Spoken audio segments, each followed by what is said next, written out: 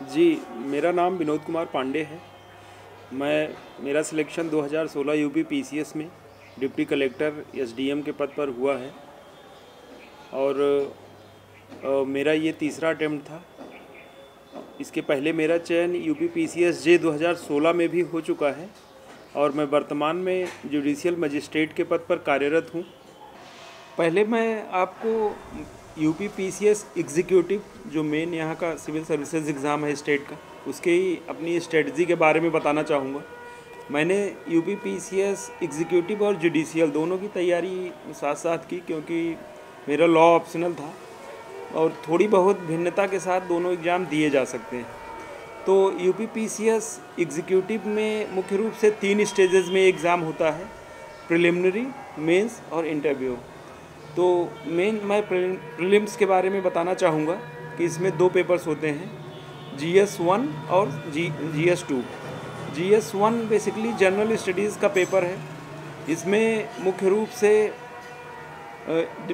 History, geography, economics, politics, science technology, agriculture, current affairs, इससे कुछ प्रश्न पूछे जाते हैं।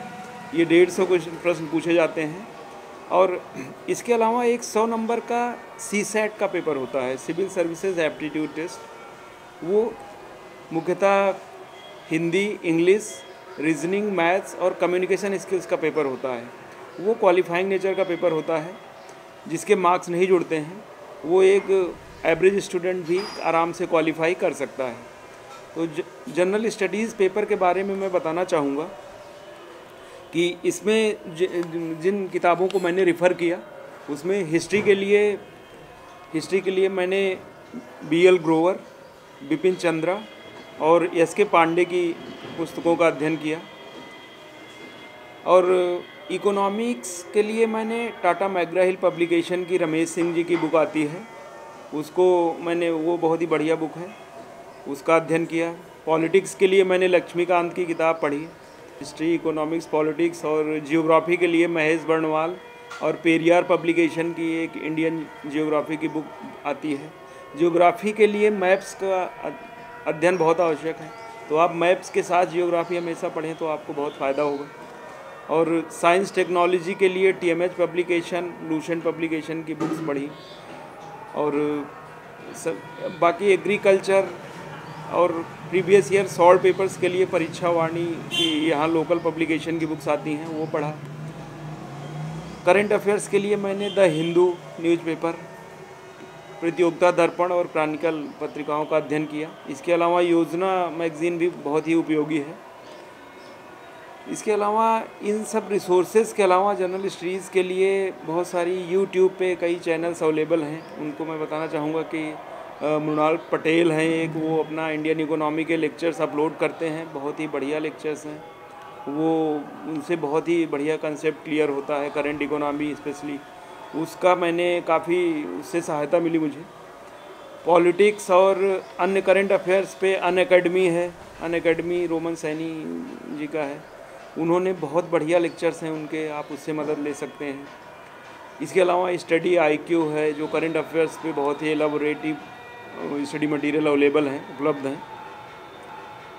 तो कुल मिला के यूट्यूब का भी, क्योंकि मैं कोचिंग नहीं लेने का मेरे पास अपॉर्चुनिटी नहीं थी, मैं जॉब में था, लगभग जॉब में ही रहा मैं हर समय, तो मैंने इंटरनेट और यूट्यूब इनका बहुत प्रयोग किया है।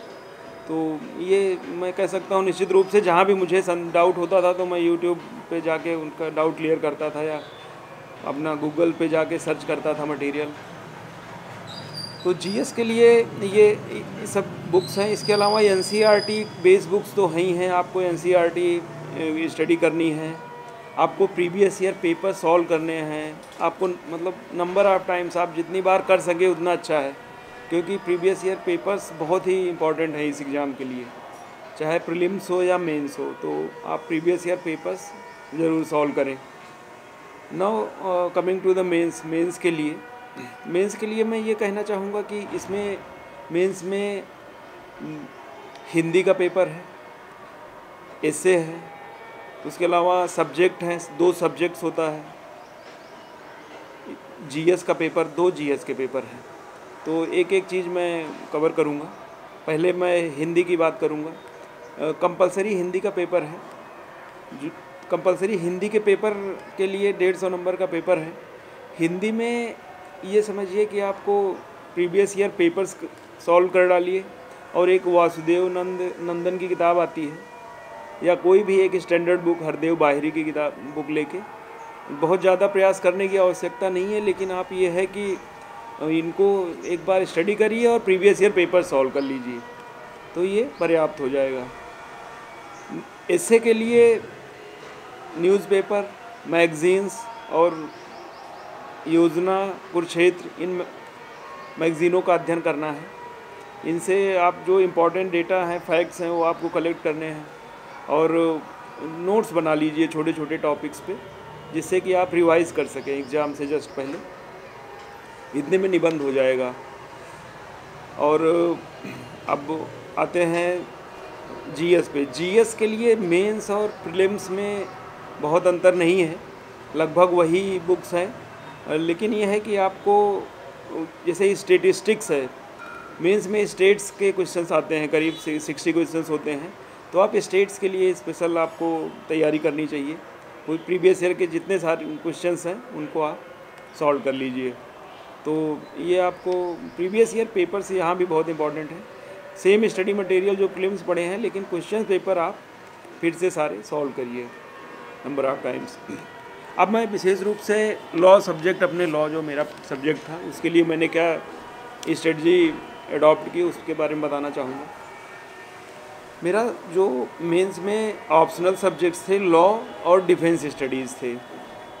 लॉ में 2 पेपर होते हैं। फर्स्ट पेपर में इंटरनेशनल लॉ और कॉन्स्टिट्यूशन ये होता है। सेकंड पेपर में IPC, Indian penal code, Indian contract act, law of torts, Indian partnership act, negotiable instruments, dowry prohibition act, food adulteration act, इस तरह से छोटे छोटे 1-2 और एक्ट हैं। तो इसमें मुख्य रूप से फर्स्ट पेपर के लिए मैं ये बताना चाहूँगा कि कॉन्स्टिट्यूशन बहुत इम्पॉर्टेंट है। कॉन्स्टिट्यूशन आप डिटेल में पढ़िए। JN पांडे की बुक मैंने रेफ़र की थी कॉन्स्टिट्यूशन के लिए, बहुत अच्छी बुक है। आप अपने नोट्स बनाइए। Fundamental rights, directive principles, powers of the president, union executive, state legislature, ये सब टॉपिक्स हैं। आप बहुत ही अपने नोट्स बनाइए। मैंने अपने नोट्स बनाए थे। लॉ में मैं यही कहूँगा कि आप इन पुराने पेपर्स देखिए और इन बुक से अपने नोट्स बनाइए। इंटरनेशनल लॉ के लिए अब आते हैं। Introduction to international law by SK Kapoor, ये बुक रेफ़र की थी, बहुत अच्छी बुक है SK कपूर की इंटरनेशनल लॉ पे। इस बुक को आप अच्छी तरह से पढ़ लीजिए और क्वेश्चन पेपर लेके इससे नोट्स बना लीजिए, तो मुझे नहीं लगता कि कोई परेशानी, कोई डिफ़िकल्टी आएगी। इसके अलावा लॉ पे CLA के सॉल्व पेपर्स आते हैं प्रीवियस ईयर एग्ज़ाम्स के, तो वो भी आप रेफ़र कर सकते हैं, मैंने भी उनको देखा था। बाकी IPC के लिए, इंडियन पीनल कोड के लिए SN मिश्रा की बुक है। Indian contract act doctor Avtar Singh की बुक है। और partnership, food adulteration act, negotiable instrument, इनके सबके बेयर एक्ट्स मैंने पढ़े थे। प्रीवियस ईयर के पेपर्स देखिए और बेयर एक्ट से अपने खुद के नोट्स बनाइए। तो ये मुख्यतः ये है कि आपको लॉ बहुत ही एग्जॉस्टिव है, आपको खुद अपने नोट्स बनाने हैं, जिससे कि एग्ज़ाम टाइम आप रिवाइज़ कर पाएँ। तो मेनली आप पेपर्स देखिए और इन बुक्स से स्टडी करिए और अपने नोट्स बनाइए। लॉ ऑफ टॉर्ट्स के लिए बांगिया की, RK बांगिया साहब की बुक है, डॉक्टर RK बांगिया हैं, उनकी बुक्स मैंने पढ़ी थी और वो बहुत ही बढ़िया बुक है। तो इन बुक्स से आप अपना खुद का स्टडी मटेरियल तैयार करिए। अब मैं डिफेंस स्टडीज़, रक्षा अध्ययन पे आऊँगा, जो मेरा सेकेंड ऑप्शनल था। डिफेंस स्टडीज़ मेरा मीडियम एग्ज़ाम का इंग्लिश था, मैं इंग्लिश मीडियम में मैंने लिखा था पेपर। डिफेंस में इंग्लिश मीडियम की बुक्स मैं बताना चाहूँगा। पेपर 1 के लिए शेखर अधिकारी की बुक आती है, शेखर अधिकारी साहब की डिफेंस स्ट्रेटजी की बुक्स हैं, वो बुक्स हैं। देन पेपर 2 के लिए पॉलिटिकल, जो इंटरनेशनल रिलेशन और ये politics and international relation book है, डॉक्टर UR घई की बुक है, बहुत अच्छी बुक है, उससे मैंने नोट्स तैयार किए थे। इसके अलावा डॉक्टर रजवंत सिंह साहब की किताबें हैं डिफेंस स्टडीज़ पे, बहुत ही यूजफुल बुक्स हैं। इन बुक्स से और प्रीवियस ईयर शॉर्ट पेपर्स की मदद से अपने खुद के नोट्स मैंने तैयार किए थे और उन नोट्स को मैंने मतलब बार बार रिवाइज़ किया था। मेंस में क्वालिफाई करने की मेन स्ट्रेटजी ये है कि आप अपने नोट्स बनाएं और उसको रिवाइज़ करें, क्योंकि आप जितनी बार रिवाइज़ करेंगे उतना बढ़िया आप जो नए पैटर्न है उसमें आपको समय बहुत कम है। आपको 3 घंटे के अंदर 15 क्वेश्चन करने होते हैं, जिसमें आपको 10 से 12 मिनट मिलता है एक क्वेश्चन के लिए। तो आपके पास अगर आपने बढ़िया से अपने नोट्स होंगे और आपने रिवाइज़ किया होगा नंबर ऑफ़ टाइम्स, तो आप अच्छे से रिप्रेजेंट कर पाएंगे अपने आप को। और मोर ओवर राइटिंग प्रैक्टिस बहुत ही की है मेंस के लिए, तो मैं ये कहूँगा कि राइटिंग प्रैक्टिस करिए। लास्ट के 1-2 महीने आप लिखने की प्रैक्टिस खूब करें, क्योंकि मेंस एग्ज़ाम मुख्यतः रिटन एग्ज़ाम है और आपको रिटन आपकी राइटिंग स्किल्स के बेस पे ही मार्क्स मिलेगा। तो आप जितना अधिक से अधिक हो सके लिखें। अब मैं इसके अलावा मैं तीसरी स्टेज पे आऊँगा, इंटरव्यू स्टेज पे। अब मैं इंटरव्यू के बारे में आप लोगों को बताना चाहूँगा। थर्ड स्टेज जो एग्ज़ाम की है, इंटरव्यू में मुख्यतः आपको अपने बायोडाटा और ऑप्शनल्स, हॉबीज़ और करंट अफेयर्स पे फोकस करना है। सब्जेक्ट तो लगभग सबको तैयार ही रहता है अपना, मुख्यतः आपको बायोडाटा और करंट अफेयर्स, लास्ट 2-3 महीने के करंट अफेयर्स तैयार करने हैं। बायोडाटा में आप अपने हॉबीज़, स्पेशली हॉबीज़, आपकी जो भी स्किल्स हो, अगर आप जॉब करते हैं तो जॉब्स के बारे में आपको पूरा पता होना चाहिए, आपका काम क्या है, और आपको अपनी जॉब प्रोफाइल के बारे में भी जानकारी लेनी है। इसके अलावा करंट अफेयर्स आपको अच्छी तरह से तैयार करना है।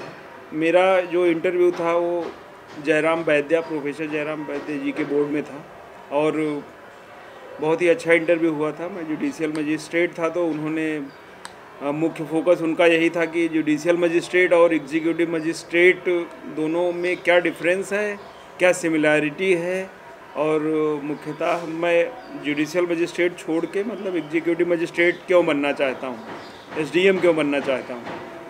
तो इन सब बातों पे उनका फोकस था, और जज का सम्मान ज़्यादा है या SDM का सम्मान ज़्यादा है, इन चीज़ों पे उन्होंने अपना इंटरव्यू मुझसे काफ़ी क्रॉस क्वेश्चन किया, काफ़ी प्रश्न पूछे, जिसका मैं संतोषजनक उत्तर दे पाया। तो मैं यही कहना चाहूँगा जो नए एस्पिरेंट्स हैं खास करके, कि वो अपने biodata, current affairs, job profile और सब्जेक्ट्स, इस पे फोकस करें और पॉजिटिविटी बनाए रखें। अपना मेन होता है कि आप कॉन्फिडेंट रहें और पॉजिटिव रहें इंटरव्यू के दौरान, तो आपका इंटरव्यू अच्छा हो जाएगा। इंटरव्यू में एक तरह से पर्सनालिटी टेस्ट है, उसमें आपकी नॉलेज तो ऑलरेडी टेस्ट हो चुकी होती है, मेन होता है कि आप पर्सनालिटी आपकी कैसी है, तो पर्सनालिटी आप पॉजिटिव बनाए रखें और कॉन्फिडेंट रहें, ये बहुत इम्पॉर्टेंट है। और जो करंट अफेयर्स के लिए आप न्यूज़पेपर, मैगज़ीन्स, इनको रेफ़र करते रहें, और लास्ट 3 मंथ्स के तो बिल्कुल अपडेट रहें। अपने फैमिली और जॉब के बारे में पूरी जानकारी इकट्ठा कर लें, तो आपका इंटरव्यू अच्छा हो जाएगा। Thank you.